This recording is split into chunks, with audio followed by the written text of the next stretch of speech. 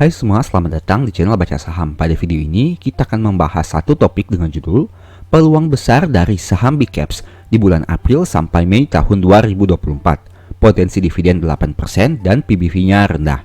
Tapi seperti biasa, semua pembahasan ini bukan rekomendasi dan hanya informasi. Ingat, kerugian kamu tanggung sendiri ya. Saat ini kita akan membahas saham ASII atau perusahaan dengan kode Astra International. ASII rencananya akan mengadakan RUPS pada tanggal 30 April tahun 2024 dan manajemen mengusulkan dividen final sebesar 421 di tahun 2023 yang mana akan dibagikan di tahun 2024. Dengan kata lain, rasio pembayaran dividen sebesar 62%. Nah, apabila dividen per share-nya 421 per lembar saham disetujui, artinya dengan harga saham ASII di angka 5.150 saat video ini dibuat, dividen yield-nya sekitar 8%. Jika menambahkan dengan dividen interim yang telah dibagikan di akhir tahun, artinya total yield ASII sebenarnya mencapai 10%. Angka yang sangat menarik untuk saham sekelas Astra yang hanya memiliki PBV satu kali, padahal labanya 33 triliun. Masalahnya, dividen 421 per lembar saham itu masih usulan.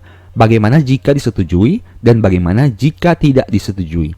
Mari kita lihat skenario-nya berdasarkan pendapat saya pribadi. Jadi, disclaimer on. Skenario pertama, apabila usulan dividen disetujui. Apabila usulan tersebut disetujui, artinya dividen ASII untuk dividen final sekitar 8%. Angka itu masih sangat menarik untuk saham sekelas ASII.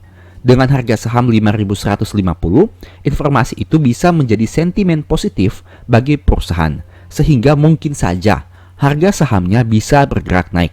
Ditambah lagi apabila perusahaan mampu meningkatkan labanya di Q1 tahun 2024, saya cukup optimis harga sahamnya akan kembali naik. Dividen yang diusulkan di tahun 2024 sebesar 421 memang lebih kecil dibandingkan dividen final yang dibagi tahun 2023 dengan angka 552. Tapi tahukah kamu, jika kamu membagi dividen per share dengan harga saat ini, bisa dikatakan yield dividen ASII tidak berbeda jauh dengan tahun sebelumnya. Hal itu menjadi salah satu konfirmasi bahwa harga saat ini cukup bisa dipertimbangkan apabila kamu tertarik dengan dividennya. Skenario kedua, apabila usulan dividen tidak disetujui. Misalnya, nanti pemegang saham tidak setuju dengan pembagian dividen sebesar 421 per lembar saham dan meminta pembagian dividen yang lebih kecil. Ada kemungkinan hal itu bisa memberikan sentimen negatif kepada harga saham. Hal itu bisa membuat harga sahamnya turun lebih dalam. Namun di sisi lain, apabila harga saham ASII turun lebih dalam, artinya yield-nya menjadi semakin besar. Untuk itu kita perlu menunggu informasi resmi saat RUPS nanti. Yang jelas, ASI bisa menjadi salah satu saham yang menarik untuk dipantau di bulan April sampai dengan Mei tahun 2024 karena ada sentimen tentang dividennya. Sekarang kita bahas kelebihan dan kekurangan saham ASII. Yang pertama, kita bahas dulu kelebihannya. Pertama, merupakan salah satu saham dengan market cap terbesar di Indonesia yang banyak dibahas sejak awal tahun 2000-an. Jika kamu masuk pasar modal sudah lama, kamu pasti tahu bahwa saham ini dulunya sering dijadikan contoh saham sukses saat ada pelatihan-pelatihan saham. Bahkan dulu nama saham ASII lebih sering saya dengar dibandingkan BBCA. Kedua, dengan laba di atas 30 triliun, saham ini dihargai pada PBV satu kali. Jika dibanding dengan saham market cap besar lainnya, bisa dikatakan ASII menjadi salah satu saham dengan PBV terendah yang punya laba terbesar. Ketiga, dalam beberapa tahun terakhir, ASII cukup loyal membagi dividen kepada pemegang saham. Hal itu terbukti dengan yield yang lebih tinggi dibandingkan dengan saham besar lainnya. Keempat, perusahaan memiliki banyak segmen bisnis yang saling topang, mulai dari otomotif, alat berat, pertambangan, teknologi, dan lain-lain. Nah, apakah ada sentimen negatif tentang saham ini? Yang pertama, kepemilikan saham pengendali sebesar 50,11%, hampir sama banyak dengan kepemilikan saham masyarakat. Pertanyaannya, kenapa pengendali ASII tidak ingin memiliki sahamnya dengan porsi yang lebih banyak lagi? Kedua, harga sahamnya cenderung mengalami penurunan selama tahun 2024 dan itu bisa membuat banyak isu negatif bertebaran di mana-mana karena dikaitkan dengan berbagai berita yang ada. Ketiga, komposisi hutang terhadap ekuitas saham ASII perlu dipertimbangkan saat ingin membeli saham ini. Keempat, pemegang saham biasanya lebih tertarik membeli anak usaha dibanding induk holding. Misalnya, dibanding beli ASI, pemegang saham mungkin lebih tertarik membeli UNTR yang merupakan anak usahanya. Sekarang mari kita lihat sekilas tentang kinerja saham ini. Pertama, dari historical harga saham. Kamu bisa lihat bahwa di tahun 2021 dan di tahun 2022, harga saham ASII terus turun hingga bulan Juli. Bisa dilihat pada grafik berikut ini. Ini bulan Januari tahun 2021, harganya turun terus hingga bulan Juli tahun 2021. Untuk tahun 2022 memang dari awal Januari sempat mengalami peningkatan yang sangat signifikan, tapi pada akhirnya mengalami penurunan juga hingga bulan Juli tahun 2022. Nah, untuk tahun 2020 dan 2023, harga ASII cenderung naik hingga bulan Juli. Kamu bisa lihat, ini merupakan data di tahun 2020.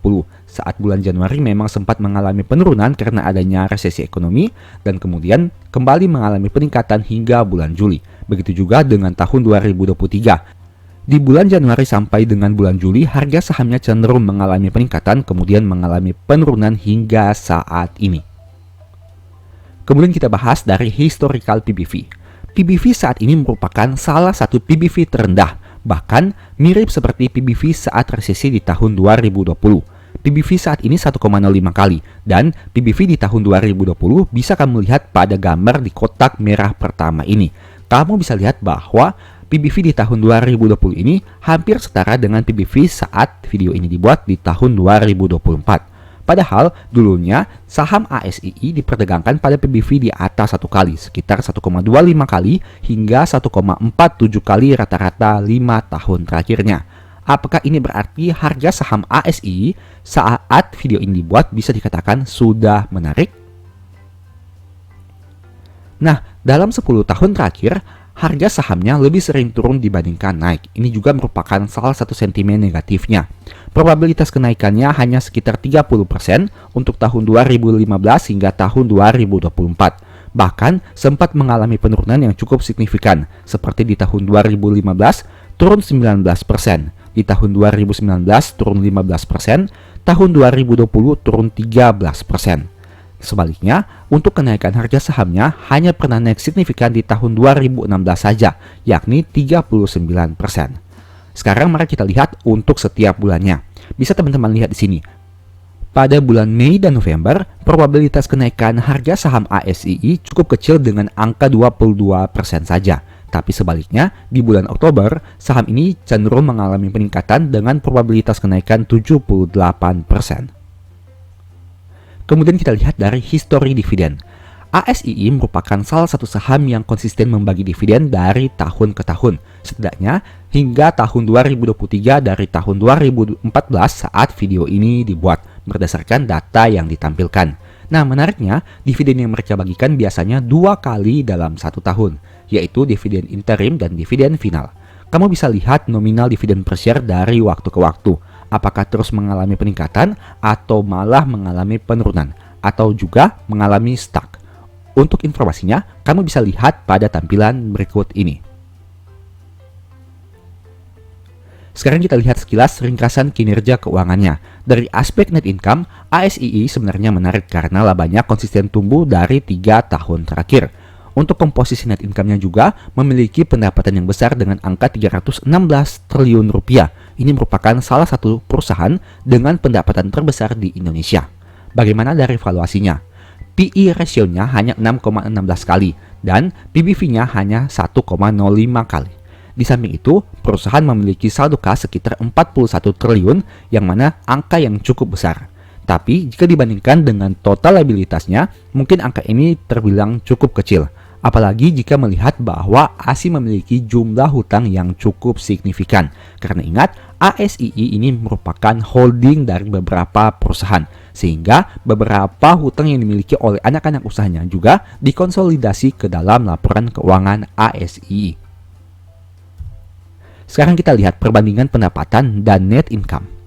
Yang pertama kamu bisa lihat dari aspek pendapatannya. Pendapatan ASII terus mengalami peningkatan sejak tahun 2021 hingga tahun 2023. Begitu juga dengan net income-nya yang juga konsisten bertumbuh. Kesimpulannya, pendapatan ASII ini berpengaruh signifikan terhadap net income perusahaan. Di samping itu, net income yang mereka hasilkan, pertumbuhan dari waktu ke waktu ini berasal dari pendapatan dan bukan dari pendapatan di luar operasional.